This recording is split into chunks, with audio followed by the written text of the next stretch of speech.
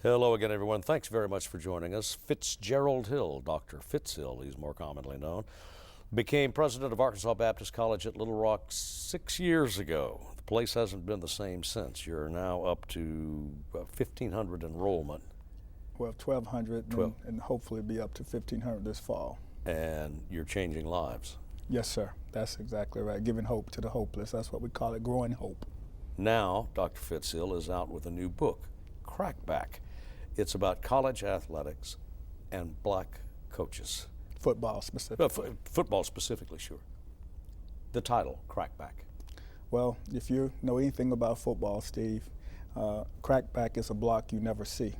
And, from the secondary down to the linebacker, sometime that wide receiver will come in and crack back, and the corner has an opportunity, supposed to tell the inside linebacker, crack, crack, crack. Sometime it happens, sometime it does not. And so it's really a blindside block that you never see. So I took that because the hiring process, oftentimes things take place that you never see, and nobody can call crackback to you. So, you act, bam, you hit, and you don't recognize it till after you've been hit. So crackback is that connotation of a blindside block that you never see. And it's time now to let the audience and those who don't know, members of the audience, know that you are an Arkadelphia product, yes, a sir. Student athlete. You began your career before going to administration. You worked in college athletics. Absolutely. And it was the gleam in your eye was to be a college coach. Absolutely, absolutely. That was my passion because in college athletics, John Outlaw, which many people know from Central Arkansas, Willie Tate, those coaches had so much influence on my life, positive influence on my life to guide me and direct me, and I wanted to be like them. Buddy Bob Benson, my college coach, just had such a positive impact on me as far as my daily choices and giving me that daily regime to make the right choices, to do the right things, and I just wanted to continue what they had put in my life to put in other young people's lives. You had, correct me if I'm wrong, but at the, I suppose you could call it the apex of your coaching career, was 4 seasons as head coach at San Jose State. Yes, yeah, as a head football coach, I can say that probably one of the most enjoyable times was actually on the Razorback staff in 1998 when Coach Houston Nutt came in, and that was such a fun year that we won the Western Division and lost to Tennessee in a fluke play, but that was, I'm an alumnus of University of Arkansas, and being from Arkansas, those were really just great days. But to get the opportunity to be a head football coach at San Jose State was a very challenging environment, but one that I'm grateful that I had the opportunity to do, because many people do not get the opportunity to be a head football coach. Yeah, well, I mean, let's spice it up a little bit. I mean, it's because spicing the text, there are a lot of Razorback names in there. There's Kynes and Ford, Hatfield, and I tell you, Coach Joe Kynes, as I write in the book, had the most positive influence on my life as a coach. Just his way of motivating young people. I can just think about being in meetings with him, and I've said, if you give me a helmet, I'll go play too. I mean, he was just that inspirational of a leader, and so. But I had so many positive influences. Coaches. Coach Hatfield was such a encouraging and positive man, but I've learned so much from so many different coaches. And now, I mean, you loved it. You relished the game. You loved being at every level. But of course, when you get the head job, that's I guess every coach's dream. But now you're in administration, and now there's crackback. Right. So you see a problem. Absolutely. There's a little trouble in paradise. Yeah. But, this is something, Steve, that I've researched for 24 years. It was not a problem that I just recognized in the coaching profession. This part of my doctoral dissertation that I did at the University of Arkansas in 1997. And I started researching this back in actually 1989 when I went to my first American Football Coaches Association convention in Nashville, Tennessee. I remember it just like it was yesterday. So, I'm a reserve officer in the military. I've never had barriers in my life. At Arkadelphia, I was student body president. All the things that I wanted to achieve, they were there, and I thought if you work hard, do the right things, get the right degrees, do all the things you're supposed to, things would work out. But when I went to the first convention, I sit there and I write about this in the book.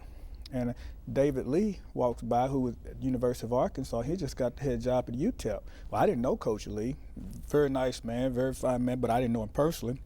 But when he walked through the lobby, I said, "Oh, they said, there go Coach David Lee.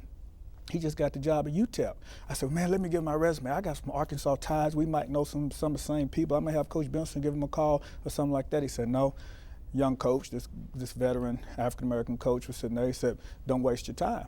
I said, "Why?" He said, "Well, he's already hired the one black coach for his staff." I said, "But aren't there more than one position, you know?" He said, "Well, how long have you been in the coaching profession?" I said, "Well, this is my first year." He said, "Just stick around, you understand. Status quo is one African-American coach per staff," and that was in January of 1989. I didn't know that, but from that point, you know, I started to go back and start looking, and I started looking at the demographics, and he was right. At that time, you know, most staffs only hired one African-American per staff. And so that really became a study for me to do a thesis project for my master's degree. And I started looking at this, and when doing the studying, Steve, I ran up on some material by Dr. Richard Lapchick talking about, you know, the lack of equity for employment opportunities for African-American football coaches. And that became a passion of mine to really study why is it that African-American football coaches do not get access to employment in college football. And that's what Crackback talks about. In the larger academy, though, there would seem to be, or at least we read. You're right. We read that there is unremitting pressure from trustees, from the political sphere, governor's offices across the country. You know, where are your black faculty in the arts and sciences, in the humanities? Right. But that does not seem to have translated. I mean, it's nothing now to see, you know, a black English professor having lunch with a black physics professor. Right. And they're women. But you're suggesting in Crackback that this has not yet really gone down to the football bench. Oh no, I mean absolutely. When you look today, of the 120 division or football bowl subdivision institutions, 84 have yet to hire an African-American football coach in the history of college football. So when you start looking at the numbers, and you know, and it all comes back to access to get the opportunities. But the thing that Crackback talks about is the process. All right, because just think about this for a moment, Steve. If you're going to hire a dean, a president, or a leadership position, or you're talking about in the faculty positions, how would you do that? You have a process. Oftentimes, for the head football coach, there is no process. The athletic director decides, or a few boosters, who they're going to hire. You would never hire a president the way you hire a head football coach. You would never hire a dean the way you hire a head football coach. So the process negates access. That's what Crackback talks about. So if you have a process, which now, you know, if you said, okay, what are the prerequisites to be a head football coach? Well, they're very illusionary. You don't know. You know, some say this, but there's never a defined job description that's printed to say, I meet the qualifications. For that reason, you know, people feel like that, or many coaches that I studied feel like, you know, I don't know what to do in order to make myself a viable candidate, because you have one person that's selecting somebody he knows without having a process that will be inclusive of everyone. Let me step back for a second and make clear that so I don't get any more mail than I have to, that I don't mean to suggest that on the academic side that women or people of color are represented appropriately in the academic ranks anyway. But the disparity on athletic staff, well, in football staffs, which is what you study. Yeah, because in basketball it's different. Yeah. All right, and basketball has a faster break. That's the name of a title, a chapter in there. Yeah. What's at the core of this? I mean, it's the word for it, I guess, is tokenism. Well, in altogether too many instances. Well, there's a lot of the book. That's why it took us over 300 pages to write it. Didn't think it was going to take that long, but it's a very complex situation, and some people close it out, say no, it's not a problem, and you know, I'm not calling anybody racist. That's not it. I'm saying the process is not inclusive when it comes down to hiring head football coaches. What's the difference, Fitz? Well, I'm gonna give you one of the difference. Right. I'll give you a perfect example I mentioned in the book. All right, I'm at a Booster Club meeting, 2003, in San Jose, and of course I've been researching at the time almost 18 years. So a booster comes up to me, and he said, Coach Hill, you made some progress with the programs, white male. He says, but he had a couple glasses of wine, so maybe this was the reason that he felt that he could just say what he wanted to say, So, but I've learned how to deal with it. So he said, but a couple of boosters, we were talking. Comfortable, huh? Yeah, he got comfortable. He said that, and I made him comfortable, which was good. He said that we're just thinking about your season, and we think that you really would have been more successful if you had fewer African American football coaches on your staff. I say, really? He said, yes. I say, well, when you said more successful, are you talking about wins and losses? He said, yeah. I said, okay. I said, so you've researched this? He said, well, not really. I said, okay, well, let me say. I said, well, Coach John Ralston, who Hall of Fame coach, head coach of Denver Broncos, who was here, and he named the coach to replace him with Dave Baldwin. And after his third year here, I said, did you go back and study their record versus mine? He said, no, I didn't. I said, I didn't think so. I said, because if you did, you realize in the first 3 years, I won more games than both of them. He said, oh, really? I said, yeah. I said, so if you told me this at this time, what did you tell them when they lost more games than me? I said, did you say that you would have won more games if you had fewer white coaches on your staff? And I said, the issue is, I said, with African-American football coaches, I said, we're thought or perceived or stereotyped to not be qualified, and we have to prove that we are, whereas white coaches are always given tokenism, always given the situation that they are qualified, and maybe they're not. I said, it's not fair to either one. I said, so, really think about that before you say that. I said, because I didn't get the job because my athletic director thought I was unqualified. He thought I was the best person for the job, just as the athletic director thought that Dave Baldwin and Coach Ralston was. But you assume that I'm unqualified because I have a diverse group of coaches on my staff, and you've never seen more than 2 African Americans on the coaching staff at San Jose State in the history of the program. Good example, but your quantitative analysis goes a lot beyond that. Oh, yeah, and the numbers, support the hiring patterns. There are stereotypical perceptions of African American coaches, and so when you have boosters and people, Steve, involved in the hiring process, and they have this point in case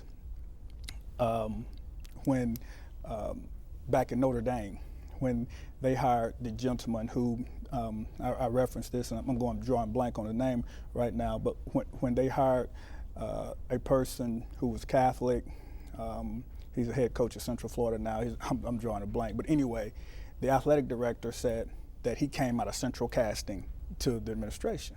So in their mind, they knew what they wanted for a head coach. So you don't ever think about that in your subconscious mind, what a head coach looks like. You think about what you want or what you think it is. For example, now if you think of a head football coach now, successful head football coach, you think of Les Miles, Nick Saban, okay?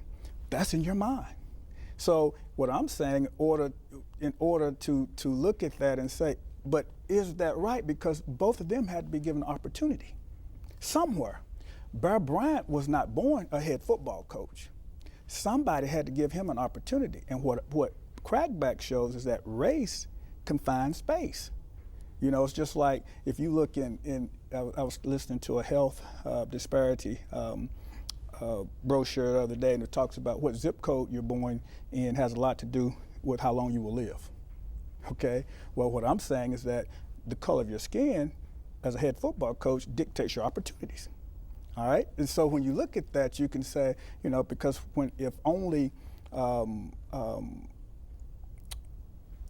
84 institutions have yet to hire an African American football coach in 2012.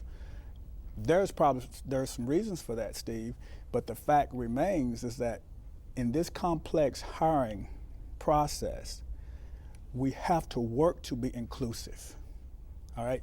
Because in our mindset, we have this mindset, Bill, that a head football coach looks like this, but we might be omitting somebody who is qualified that could do the job, but you're gonna have to change lenses and say, that person doesn't look like me, but they might bring something to the table. Point in case, Mike Tomlin, Pittsburgh Steelers, who's been to 2 Super Bowls.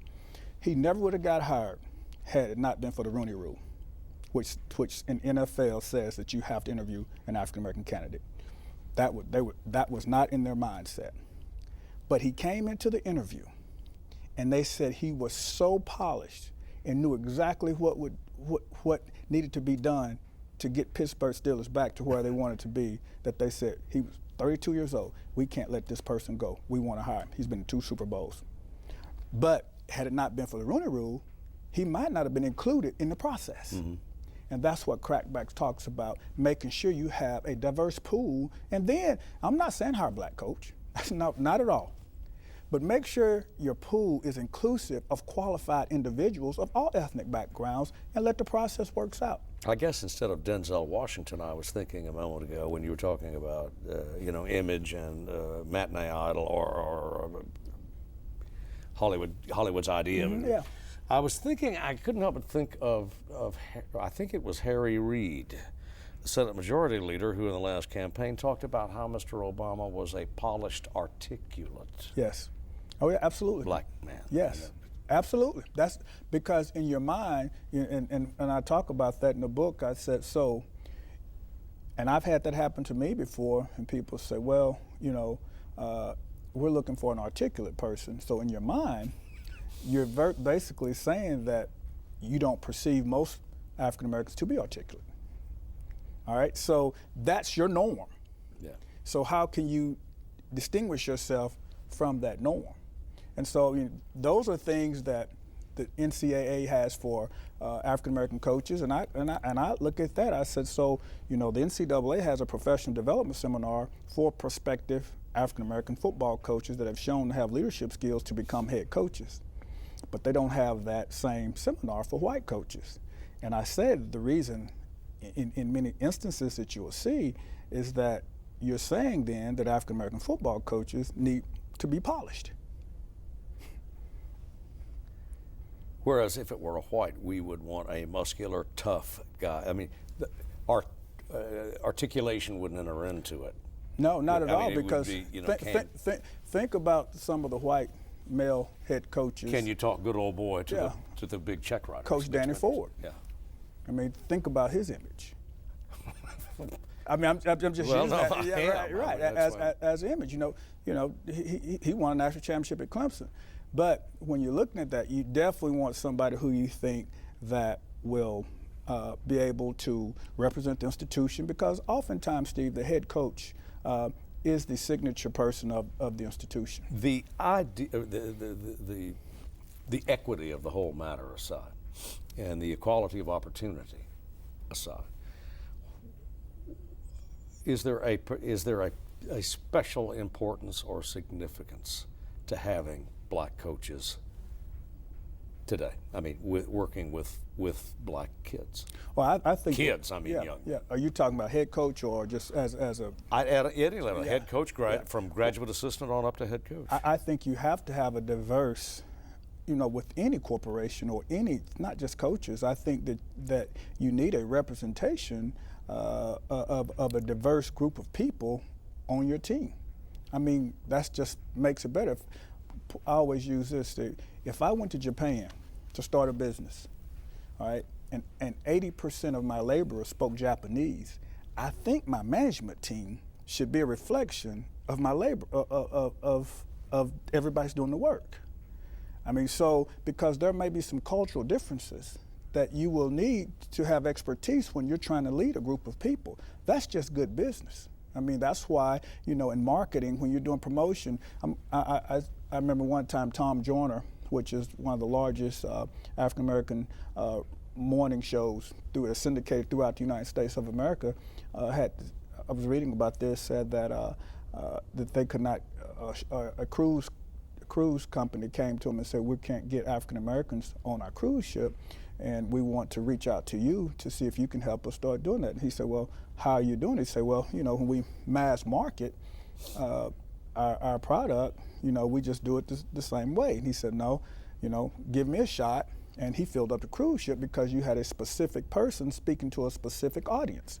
And so I'm saying oftentimes I think having those, people who can communicate oftentimes from kids from all different backgrounds, it helps to have a diverse group of people. And that's why diversity is so important, to be inclusive of everybody so everybody can be represented at the table of decisions. Talk, if you would, too, Dr. Hill, about what you see as the importance of intercollegiate athletic, or at least college, intramural for that matter, but mostly we're dealing with intercollegiate.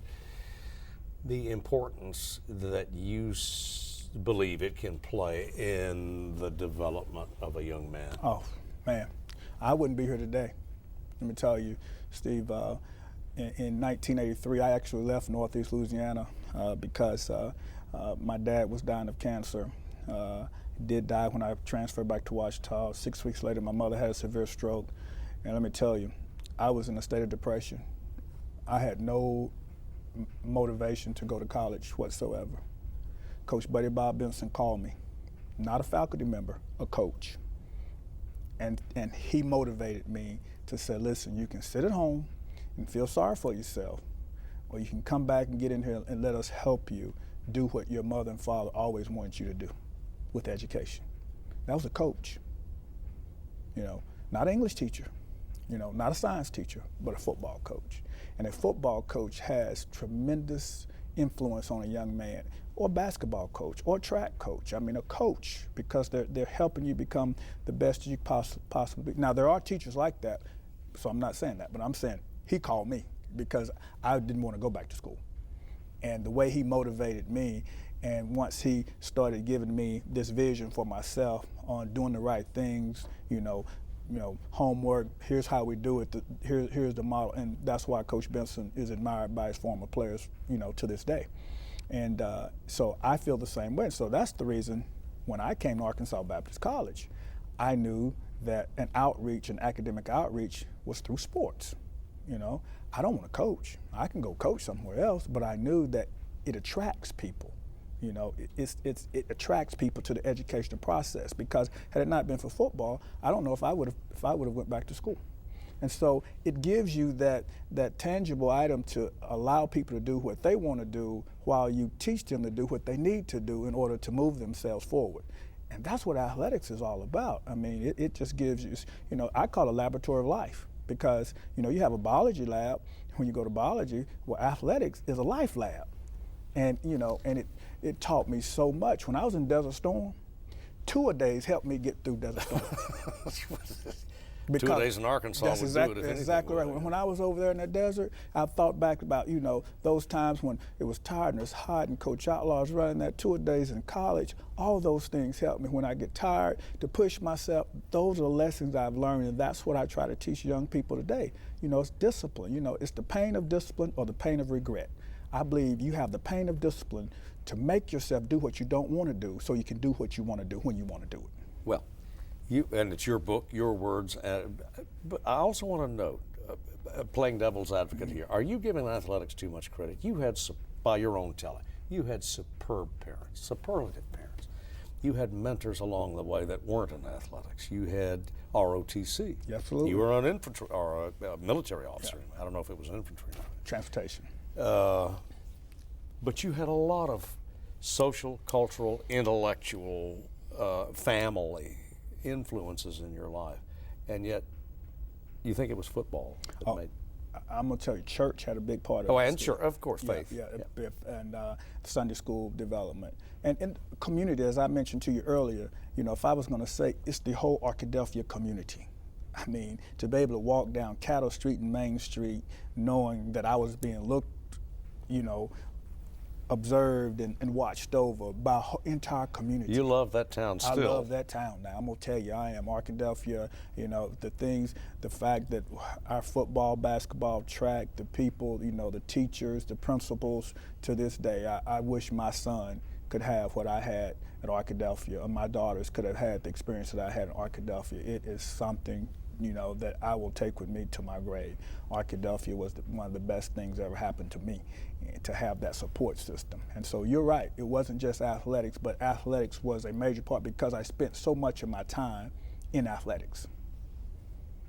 Dr. Fitzgerald, thanks very much for this time.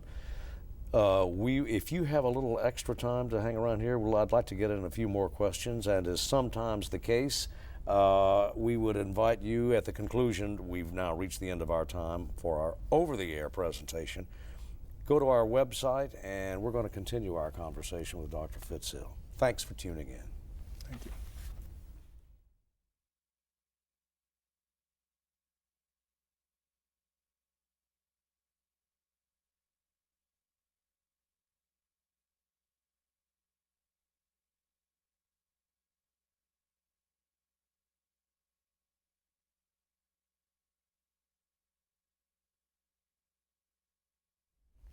And we're back online now with Dr. Fitzgerald of Arkansas Baptist College, continuing our conversation about the role of athletics in the lives of young collegiate athletes and the broader culture. This has not been a good season. It hasn't been a good year for college athletics.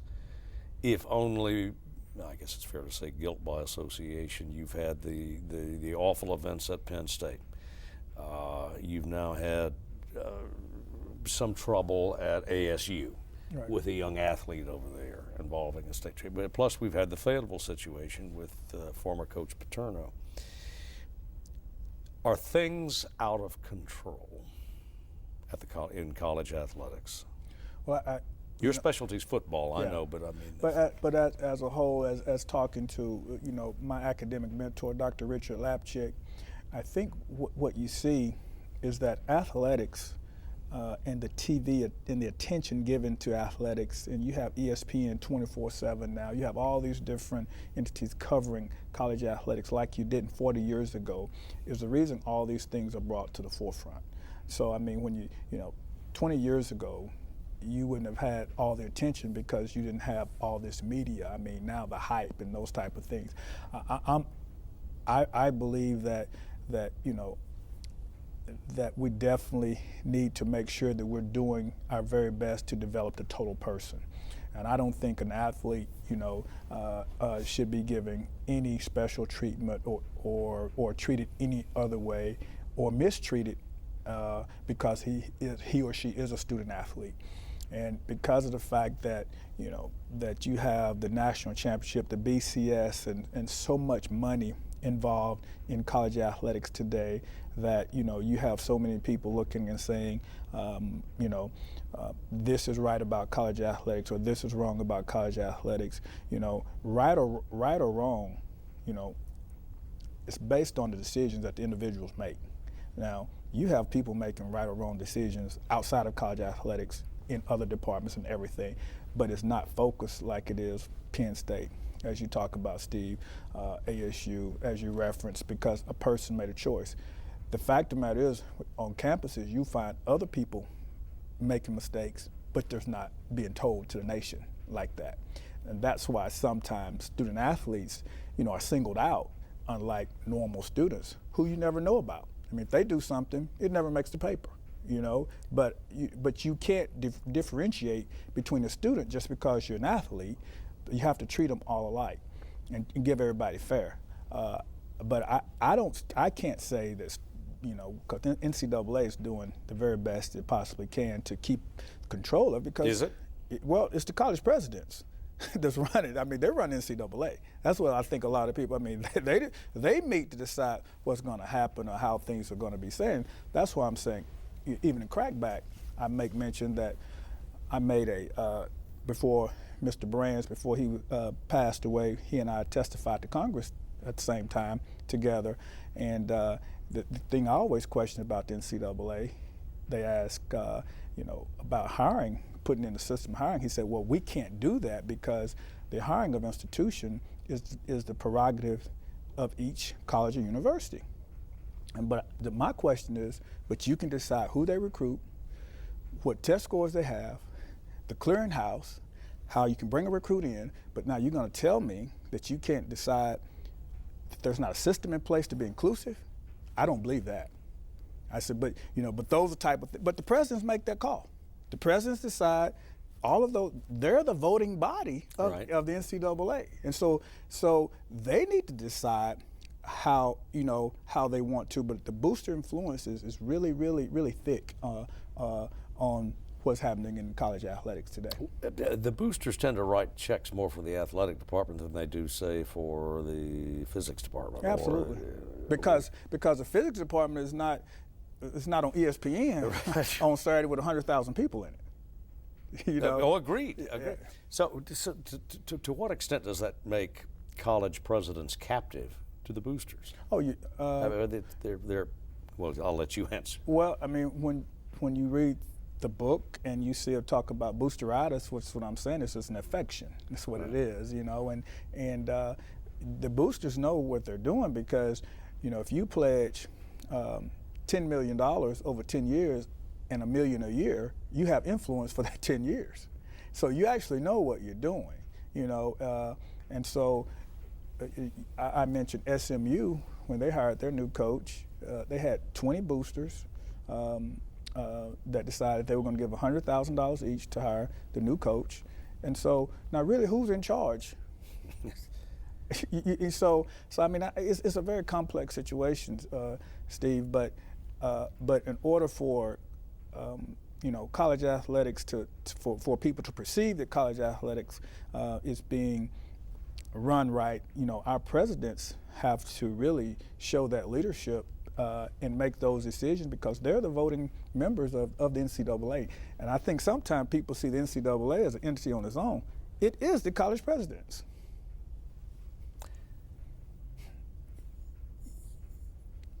Can academics,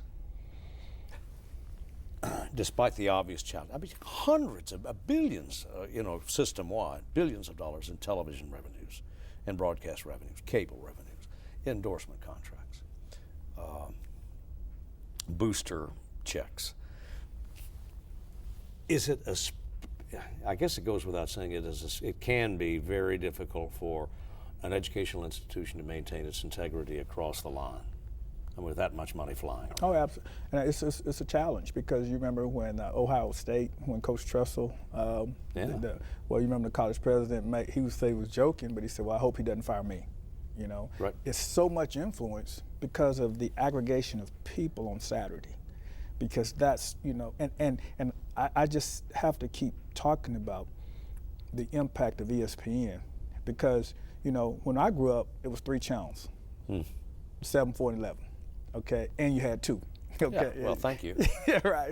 As you sure, could do. Yeah. And so, but now you have 24-hour coverage of athletics that runs all day. Well, on 30 different sports channels. Absolutely. And so now you feel connected to your institution.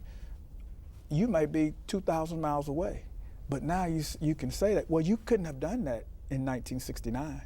So you never knew. So yes, TV, the revenue, the marketing, and all those type of things are really, really impacting college athletics. And that's really pushing to the national championship game to a 4-game playoff system.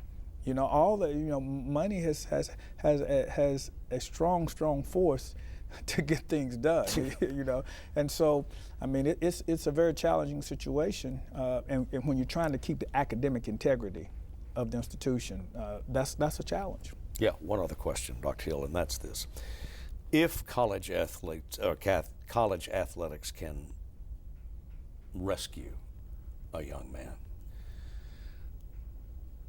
shape a young man, hone his intellectual skills, impart to him a new sense of discipline, can the system also not grind up young men and then dispose of them, and particularly African American young men? Yes, and that's why it's so important, Steve, that you have the mentorship and what I call the identifiable role model that can really understand and relate. And I talk about that in Crackback, who can look at a young man's culture. And you know, many times you're taking students, athletes out of urban environments, and you're taking them into environments that they're not familiar with, and things will start coming at them in different ways, and you have to be able to mentor. And I take Coach Eddie Robinson as an example, which said he had a almost 90% graduation rate at Grambling, only I think said maybe had to discipline one or two young men because of the love, food, and expectations, I call it, the things that he's given those young men. That's giving those young men vision. I mean, that's what we're here for. I mean, and at Arkansas Baptist College, you know, we're a 4-year school, but we have athletics on the 2-year level. Well, I do that for developmental purposes because, you know, you can take the very best students with 36 on ACTs or 1,600 on SATs. Well, the predictors are those students are going to graduate. You probably hadn't changed a whole lot with them. They're probably teaching the teachers. You start changing lives when you take the young man or young woman who really nobody's recruiting because they don't think they can do the work, which that was the history of Arkansas Baptist College in 1884. That was started by former slaves who didn't have a high ACT score nor a high GPA. They had a high want to. Now you take a student with a high want to, Steve, and you match him with a mentor that says, I can't let you fail. You can change lives. That's what it's about. You know, that's what we're supposed to be doing, rather than saying, I don't want you, you're not good enough. Well, what do you think that's going to do? Check your prisons. Go and check and see how our prison population since 1986 has grown from 500,000 to almost 2.3 million. See why are we spending more money incarcerating every year in the prison than we are educating? That's a problem. And if athletics can help you keep people out of jail and put them into an environment that's going to help them make positive decisions, why don't we do that? You know, it's not calculus. If a young man or young woman loves to do something, that's their passion, and you can use that as a way to help them become better people, rather than say, oh, we shouldn't have these type of things. I mean, it attracts people. I mean, it attracts people to do things that they want to do, and then you give them a roadmap for their life. And so, you know, that's what we use it for, and we don't give scholarships for it. They come because they want an opportunity to do that, and then hopefully that we can put something in them. But always taking the best and the brightest and saying that's who we want, I mean, and sometimes that happens, that's not, you know, to me, we want the students who want to change their lives so we can change that dysfunctional cycle that may have been put in their lives because they haven't been given a better opportunity. And, you know, to me, that's what good coaches do. Dr. Fitzgerald, thanks very much for your time. Thank you for being here with us. Appreciate you having me. Once again, the book is Crackback by Dr. Fitzgerald. Thanks very much for being with us. See you next time. Good program.